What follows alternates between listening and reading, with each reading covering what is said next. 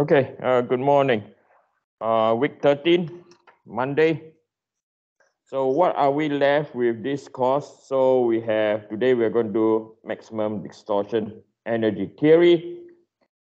Hopefully on Wednesday we can finish. On Friday, we are going to look at, we're going to start off with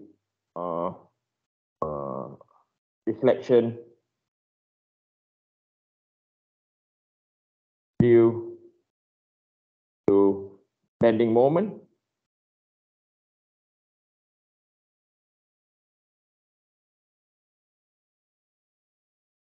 So I hope to do this so this will be on Friday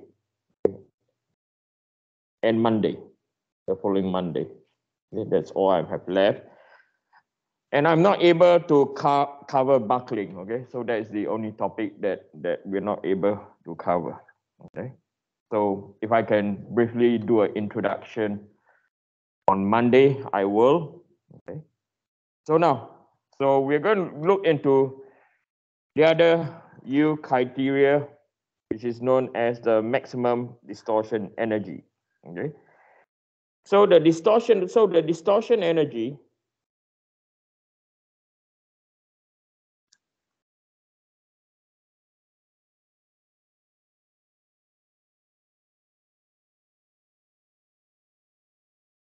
is per unit volume and is under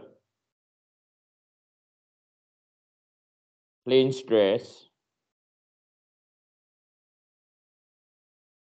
condition. So if you to refer to our notes, what we mean by plane stress. So I will just do this very quickly. So if we have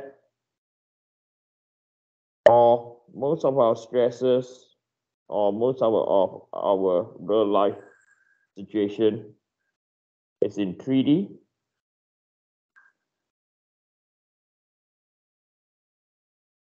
I don't want this to look like a cube, okay? It should not look like a cube.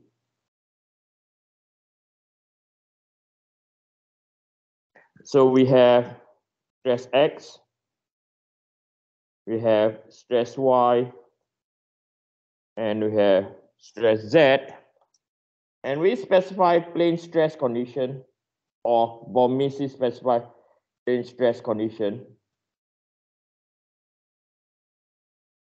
He was highlighting the fact that stress X and stress Y is not equal to 0, where stress Z is equal to 0, or stress X and stress Z is not equal to 0, where stress Y is equal to 0, or the third condition where we have stress Y and stress Z is not equal to 0, where stress X is equal to 0. Okay. So this is what we mean by plane stress condition. Okay. The question is, why?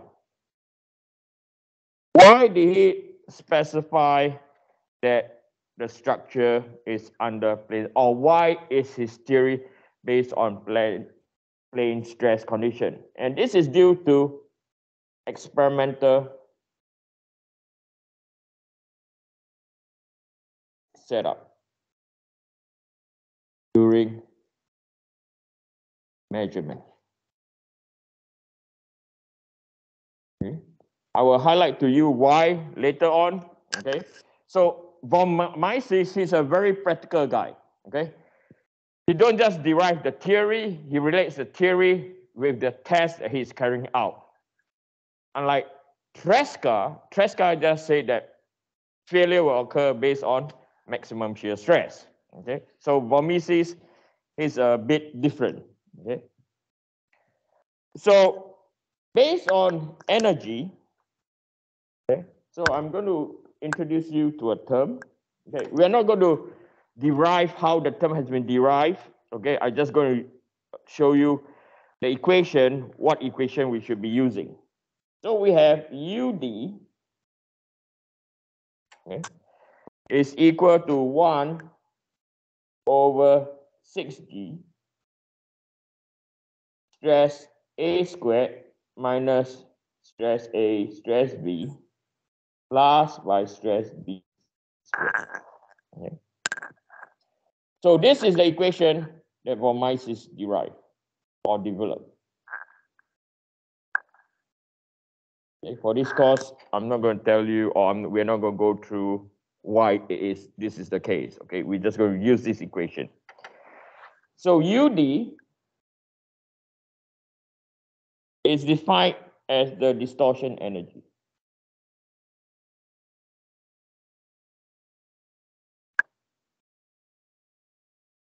Okay, where stress A and stress B, I'm going to write this below, okay, where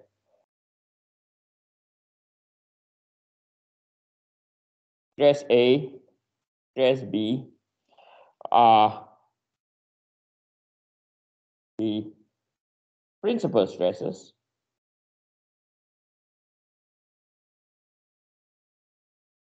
okay, and G is the modulus of rigidity. And you have come across modulus of rigidity, okay, in terms of shear. Okay, so we know that shear stress is equal to G gamma, right? Where tau is our shear stress,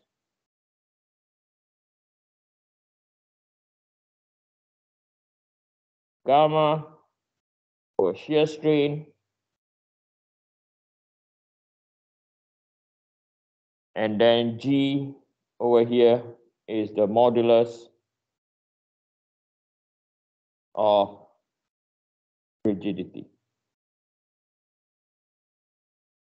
right? And then the equivalent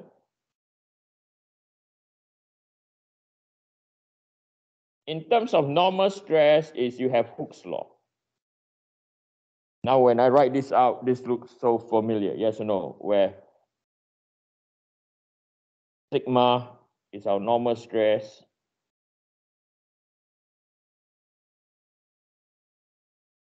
epsilon, our normal strain, and E is our Young's modulus.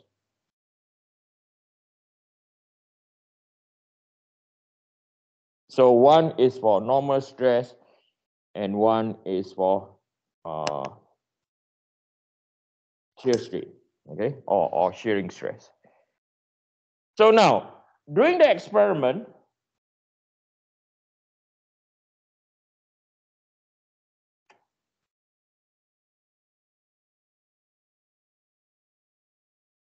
which is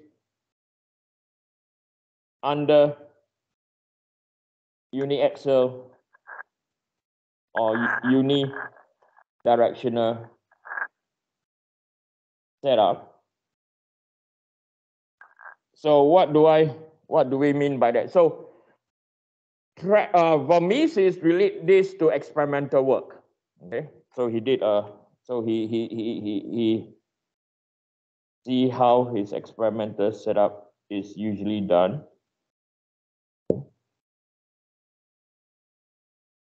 So he has, so this is our X,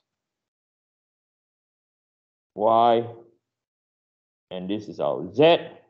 And if we apply a load which is under tension in the X direction, and if we were to have an element down here, right, and we expand the element, how the element looks. So this is our Y, this is our X, so this is our element. Okay. Is in the stress is acting in one direction only. Okay, so if we were to sketch Mohs circle on this, okay, so this is our X and this is our Y. So now we sketch Mohs circle.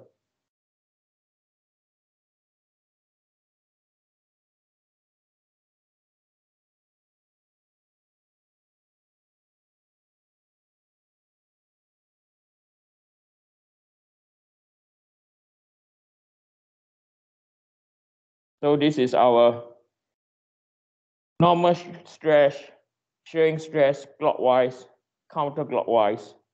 And this is where our point X is.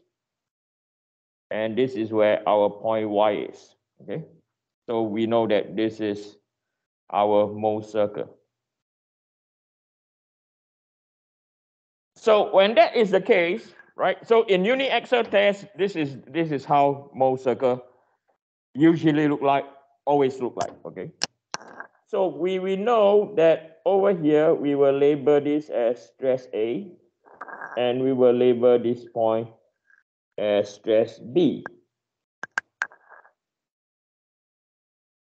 Right? They are our principal stresses. Okay. So now let's go back to his theory, and based on his theory, based on the loading condition, okay, based on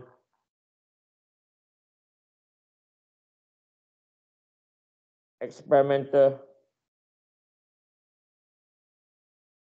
loading conditions, okay, he realized that stress A is equal to stress capital Y, and for this case, stress B is equal to 0. Okay? And he's going to substitute into equation 1. Okay? He's going to substitute the whole thing into equation 1. Okay? So we know so from the experiment, okay, from experiment,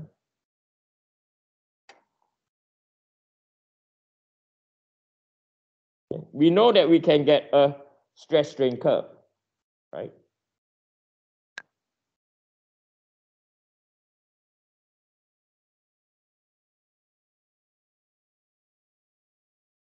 So this is strain, stress, okay? And we are aware that we can measure and get this point over here is our epsilon y, and over here is our stress y, okay? Where stress y is the yield strength. Okay? Now you can do this in tensile, in compression, or in shear, either way, okay? So from here, when he substitute everything into equation number 1, okay, right? So he will get U E Y, okay, is equal to 1 over 6G. Right. So equation 1 is stress A squared, okay, so stress Y squared minus by stress Y multiplied by 0, right, plus by 0 squared. Why 0? Because our stress P, our principal stress, one of our principal stress is equal to 0. So from here, we get stress Y squared over 6G. Okay. So this is based on von Mises criteria. Okay. And this term over here that you see that I'm highlighting now, right, is you need to know what is your yield strength. So the only way to get your yield strength is from experiment. Okay, so this is a mechanical or material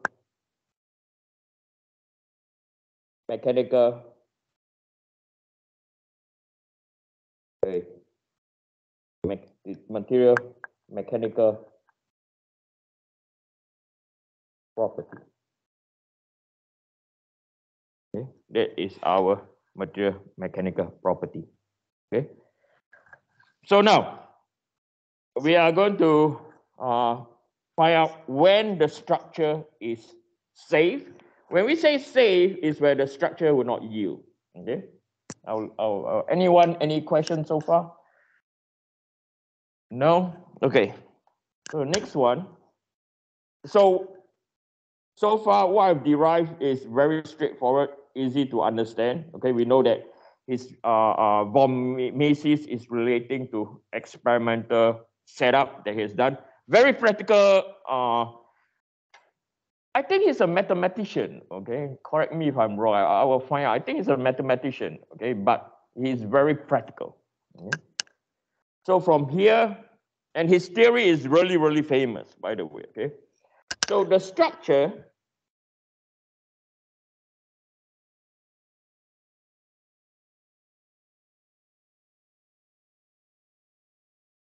is so-called